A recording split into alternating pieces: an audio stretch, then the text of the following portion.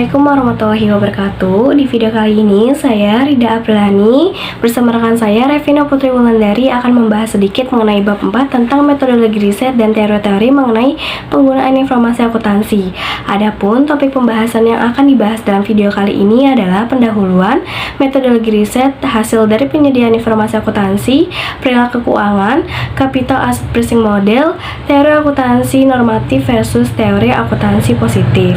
Untuk mengefisienkan waktu, mari kita langsung ke pembahasannya.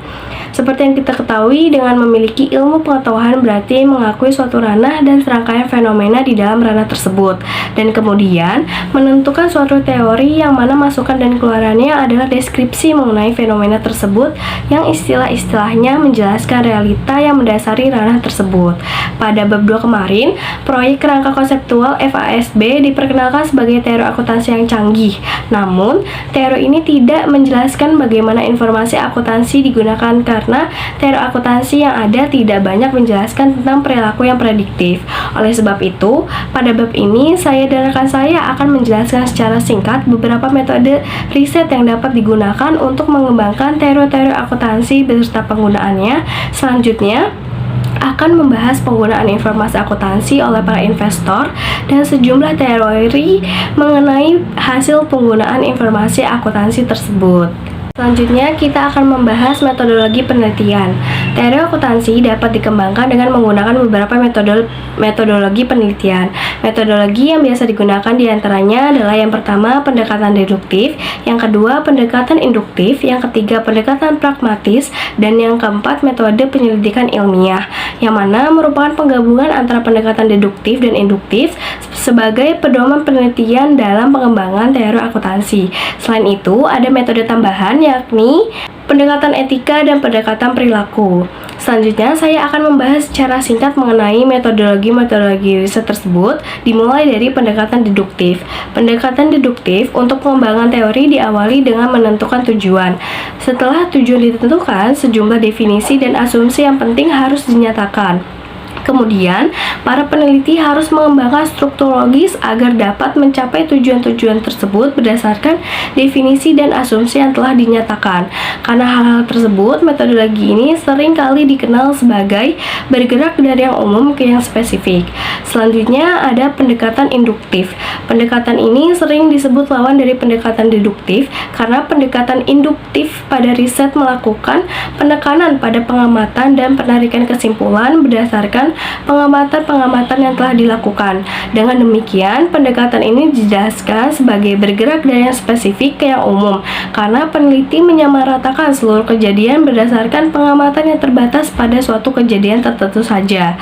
Kemudian, ada metodologi penyelidikan ilmiah, di mana metode ini dikembangkan untuk bidang ilmu fisika dan pengetahuan alam, bukan untuk ilmu sosial seperti akuntansi. Hal tersebut dikarenakan adanya keterbatasan yang jelas dalam penerapan metodologi riset ini pada akuntansi, yaitu seperti pengaruh manusia dan lingkungan ekonomi yang mengakibatkan sulitnya mempertahankan variabel-variabel riset untuk tetap konstan.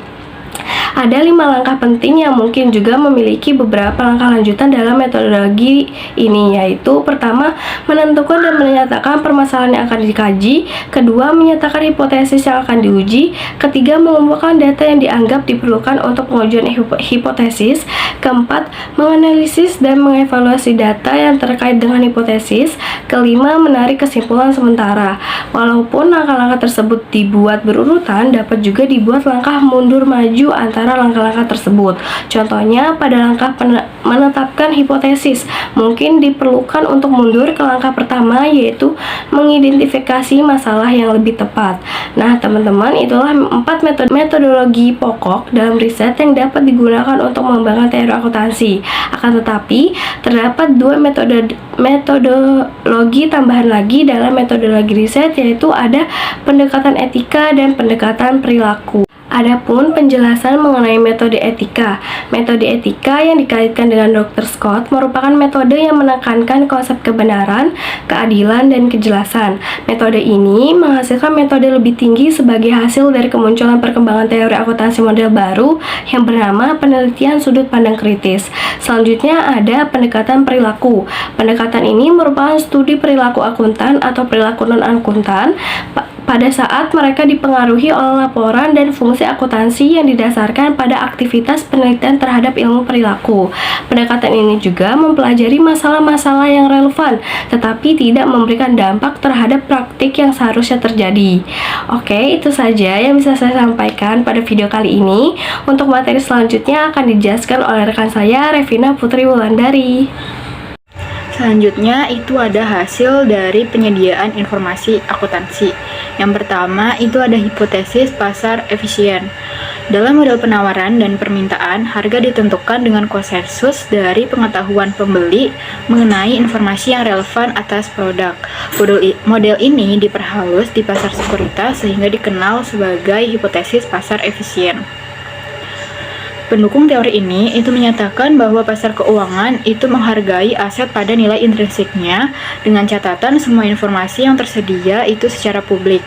Dengan demikian, harga saham perusahaan secara akurat itu mencerminkan nilai perusahaan setelah memperhitungkan informasi yang tersedia mengenai laba perusahaan, prospek bisnis, dan informasi lainnya yang relevan. Jadi pada intinya hipotesis pasar efisien ini itu menyatakan mengenai hubungan antara harga pasar dan informasi yang ada mengenai perusahaan. Jadi harga pasar saham perusahaan yang terbentuk itu merupakan refleksi atau cerminan dari informasi yang ada mengenai perusahaan tersebut. Terdapat 3 bentuk hipotesis pasar efisien. Yang pertama itu ada bentuk lemah, terus ada bentuk semi kuat, dan yang terakhir itu ada bentuk kuat. Yang pertama itu ada pasar efisien dalam bentuk lemah. Dalam pasar efisien bentuk lemah ini, harga-harga saham yang ada itu mencerminkan data historis dari saham, baik itu informasi mengenai harga-harga saham perusahaan di masa lalu ataupun informasi mengenai laba-laba perusahaan di masa lalu. Di pasar bentuk lemah ini, pengetahuan investor dalam hal informasi itu sangat variatif. Di satu sisi ada yang menguasai banyak informasi hingga informasi rahasia, dan di sisi lain banyak juga investor yang tidak punya cukup informasi, yang mana hanya mengetahui informasi mengenai harga-harga saham di masa lalu. Bentuk lemah dari pasar efisien ini menegaskan bahwa investor itu tidak bisa menghasilkan return yang lebih hanya berdasarkan pada pengetahuan mengenai harga-harga di masa lalu. Aplikasi bentuk lemah dari pasar efisien itu adalah bahwa beberapa informasi yang diberikan oleh analis sekuritas itu sebenarnya tidak begitu bermanfaat. Maksudnya, analis sekuritas itu telah menegaskan bahwa tren harga itu adalah indikator yang baik untuk harga di masa depan. Namun, pengetahuan atas informasi ini itu tidak membantu investor karena informasi tersebut itu telah disertakan ke dalam proses penentuan harga di pasar. Selanjutnya itu ada pasar efisien dalam bentuk semi kuat. Dalam bentuk semi kuat, semua informasi yang tersedia secara publik termasuk harga saham di masa lalu itu dianggap penting untuk menentukan harga sekuritas. Dan kata lain, itu tidak ada investor yang dapat menghasilkan kelebihan return dengan memanfaatkan ketersediaan informasi secara publik, karena informasi ini itu telah dipertimbangkan oleh pasar saat penentuan harga sekuritas. Implikasi bentuk dari semi kuat ini bagi akuntan itu adalah pengungkapan dalam catatan kaki itu merupakan informasi yang relevan dengan informasi yang ada di bagian laporan keuangan. Selain itu, bentuk ini menyatakan bahwa prosedur-prosedur akuntansi yang diadopsi oleh organisasi tertentu itu tidak akan berpengaruh jika investor dapat mengubahnya menjadi metode yang diinginkan. Jadi pada intinya, dalam pasar efisien bentuk semi kuat itu harga-harga saham yang ada itu selain mencerminkan data-data historis perusahaan, juga mencerminkan informasi publik yang ada. Informasi publik itu bisa mencakup dari laporan keuangan hingga proyeksi-proyeksi pendapatan oleh para analis. Dan tentunya informasi-informasi tersebut itu sudah tersebar di publik dan dapat diakses dengan mudah. Selanjutnya yang terakhir itu ada pasar efisien bentuk kuat. Berdasarkan pasar efisien bentuk kuat itu semua informasi termasuk harga sekuritas, informasi yang tersedia secara publik, dan informasi dari dalam atau insider information itu disertakan ke dalam penentuan harga sekuritas agar tidak menyisakan peluang bagi timbulnya kelebihan return.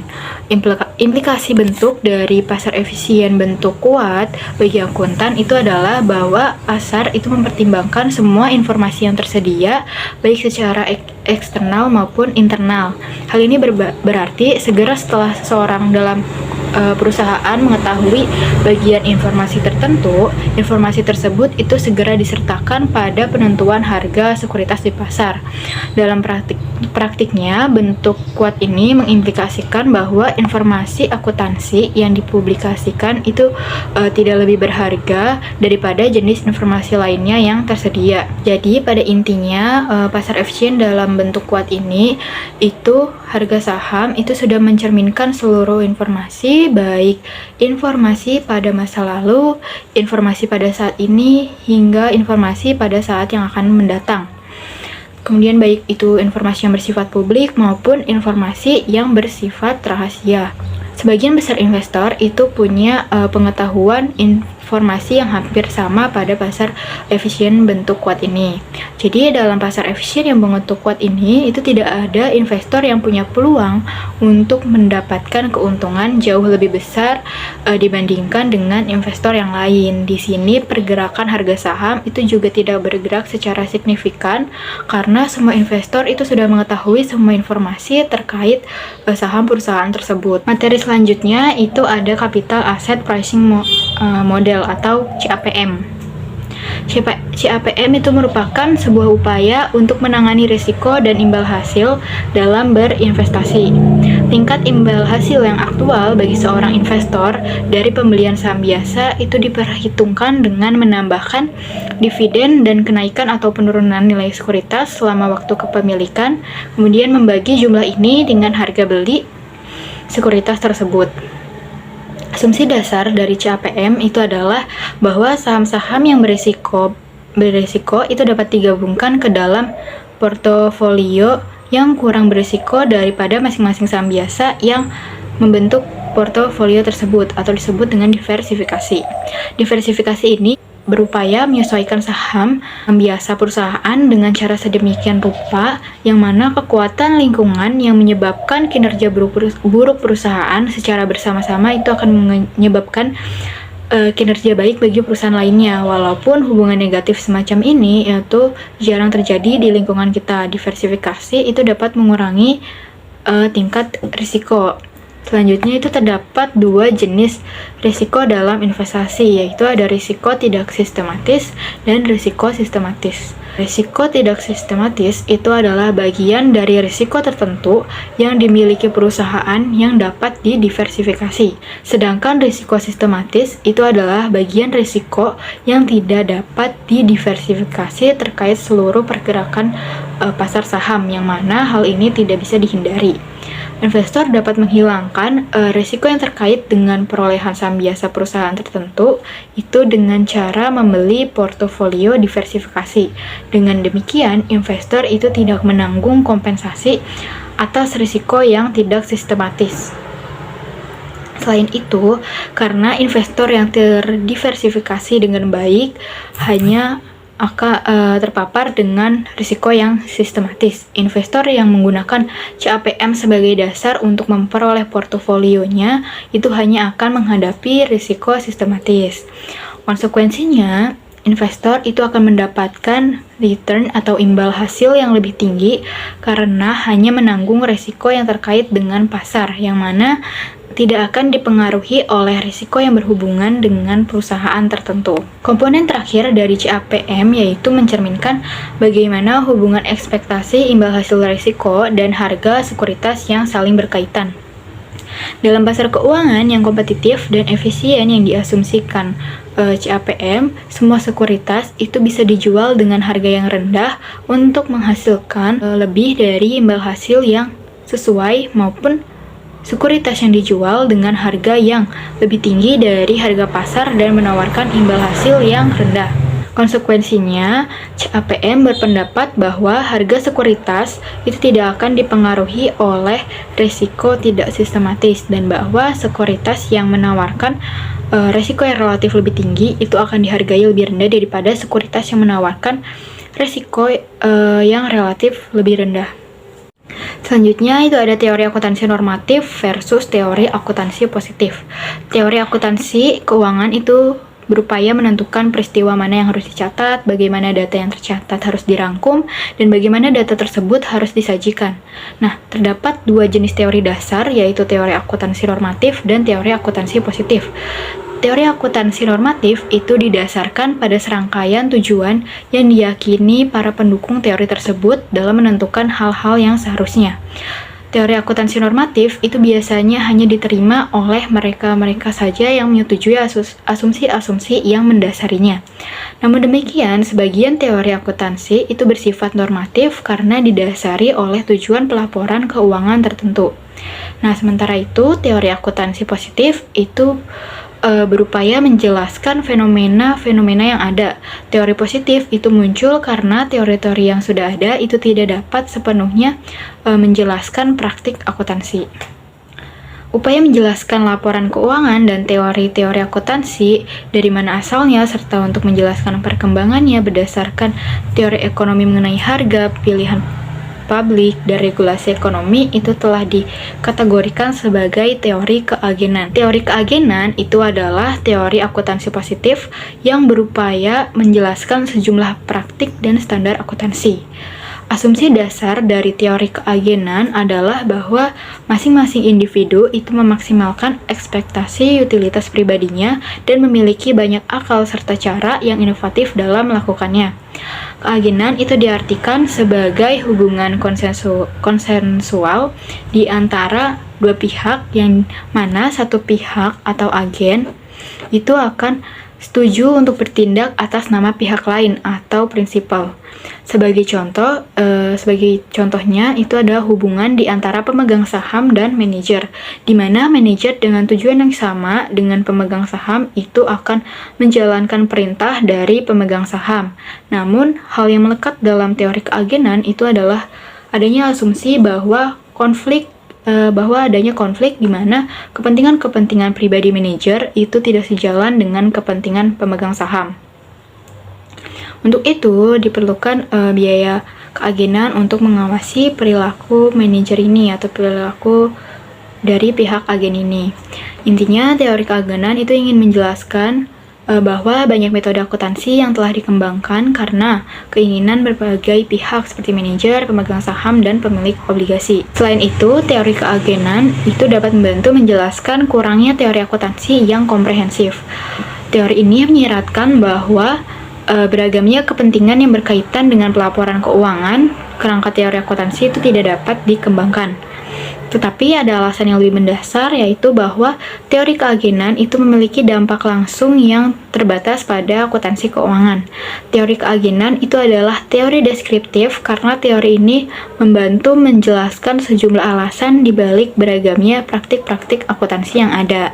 Sekian video penjelasan dari kami mengenai materi bab 4. Kurang lebihnya mohon maaf karena masih dalam proses pembelajaran. Wassalamualaikum warahmatullahi wabarakatuh.